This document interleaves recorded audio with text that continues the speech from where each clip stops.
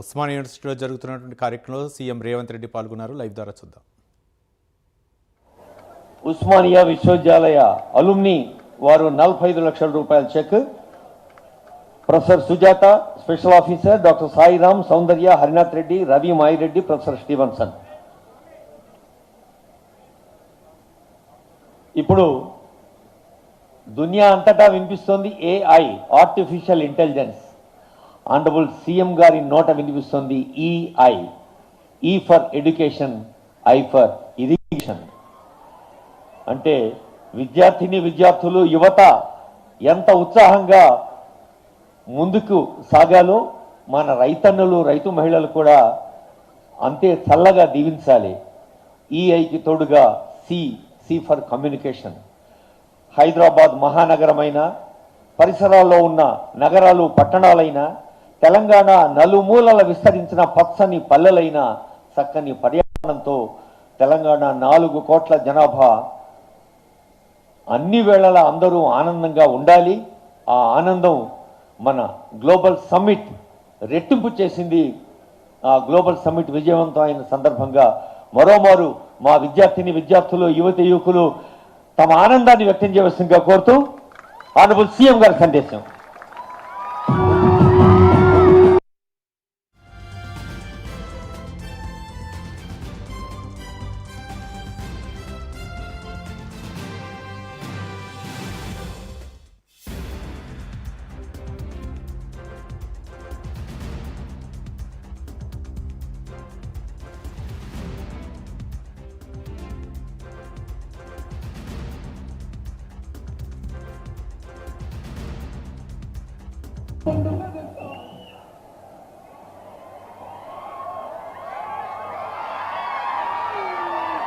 Osmania university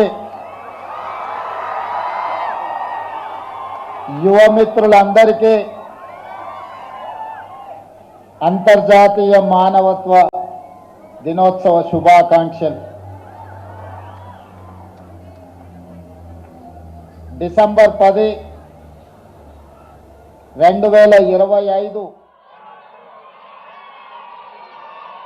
Osmania university యువమిత్రులందరికీ అంతర్జాతీయ మానవత్వ దినోత్సవ శుభాకాంక్షలు. డిసెంబర్ 2025 108 సంవత్సరాల చరిత్ర కలిగిన భారతదేశంలోనే అత్యంత పురాతన యూనివర్సిటీలలో 7వ స్థానాన్ని, దక్షిణ భారతదేశంలో 3వ స్థానాన్ని ప్రాధాన్యతను ఆక్రమించిన ఉస్మానియా యూనివర్సిటీ గొప్ప చరిత్రను పరిగణలోకి తీసుకొని వేలాది మంది ఉస్మానియా యూనివర్సిటీ విద్యార్థులు, యూనివర్సిటీ వైస్ ఛాన్సలర్ గారు, ఆర్ట్స్ కళాశాల ప్రిన్సిపల్ గారు, అధ్యాపక సిబ్బంది, పూర్వపు విద్యార్థులు, నేడు చదువుకుంటున్న విద్యార్థులు వేదిక మీద దాదాపుగా 60 సంవత్సరాల ఉస్మానియా యూనివర్సిటీకి సజీవ సాక్ష్యంగా ఉన్న పెద్దలు కేశవరావు గారు, మీడియా మిత్రులు,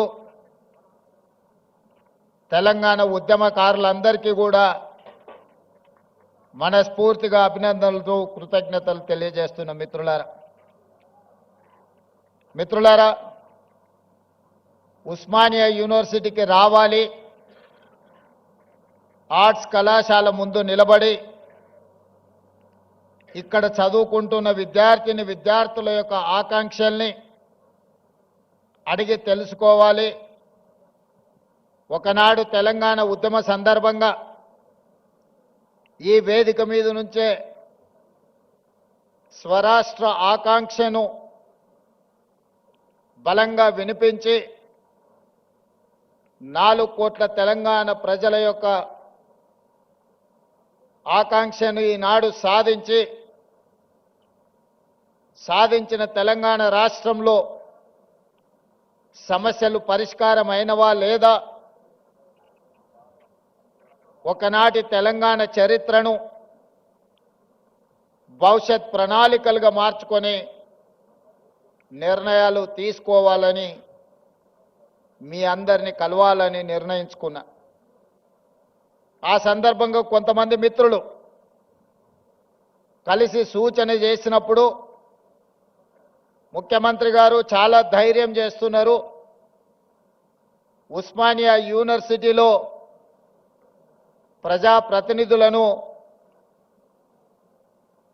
రాష్ట్ర మంత్రివర్గాన్ని లేదా ముఖ్యమంత్రి గారిని అడ్డుకునే ఒక చరిత్ర ఉన్నది, మీరెందుకు ధైర్యం చేస్తున్నారు అని నన్ను అడిగారు.